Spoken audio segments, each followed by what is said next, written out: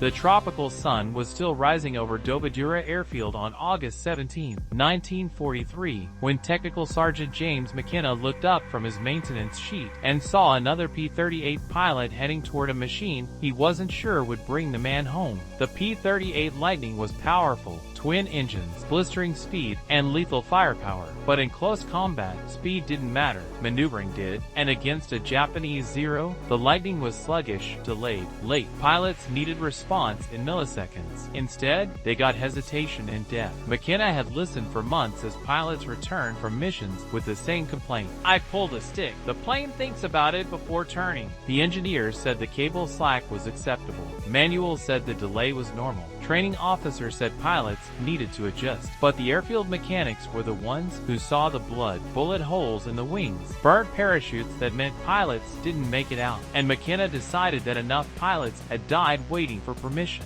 He studied the control linkage the way a surgeon studies a bone. The issue was small, almost invisible. 3/8 of an inch of slack in the aileron cables, a fraction of a second. But in a dogfight, a fraction was the difference between an ace and a funeral. On that hot August morning, he grabbed a piece of piano wire, 6 inches long, usually used for minor line repairs and radio fittings. He bent it into a Z shape and slipped it into the cable system. No paperwork, no approval, no test flight, just instinct and courage. Lieutenant Hayes climbed into that very P-38. McKenna didn't even tell him what he had done. Minutes later, the Lightning was airborne, and then gone into the clouds where Zero fighters waited. The radio crackled with chaos. Pilots shouted directions. Anti-aircraft fire boomed. And then, Hayes' voice broke through with a tone no one expected. The new response time was immediate. The P-38 snapped into turns like a dancer, not a brute. Hayes closed to gun's range again and again. 7 minutes later, he claimed 3 zeros, and he came home smiling.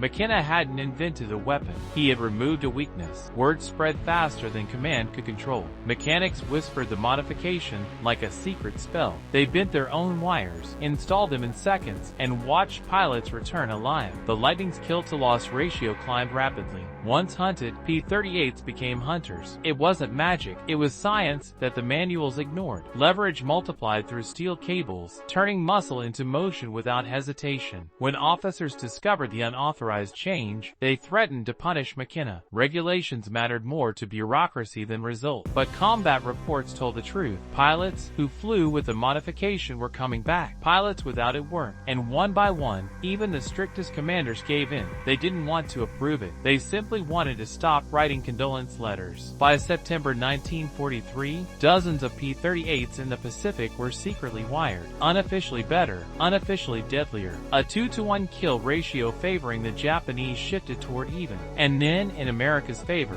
Lockheed took notice. Engineers who once dismissed field solutions as reckless improvisation now studied McKenna's Z-bend wire with professional admiration and a little envy. They built the improvement into the P-38J production line. Good ideas are often punished first and credited later. War remembers the pilots celebrated as aces: Bong, McGuire, Lynch. But behind every ace was a crew chief who tightened bolt until his fingers bled, and a mechanic who spent more time under wings than under a roof. James McKenna wasn't decorated. He never expected his idea to shape the future. Yet his tiny unauthorized fix influenced control systems through Korea and into Vietnam, where fast jets still needed instant response at life or death speed. History loves heroes who fire guns. It forgets the heroes who keep the guns firing. It celebrates the kill, not the mechanic who made the kill possible. But every zero brought down by a P-38 modified at WWII carries McKenna's invisible signature, a small twisted wire that saved real human lives. War is not only won by generals with maps or pilots with courage.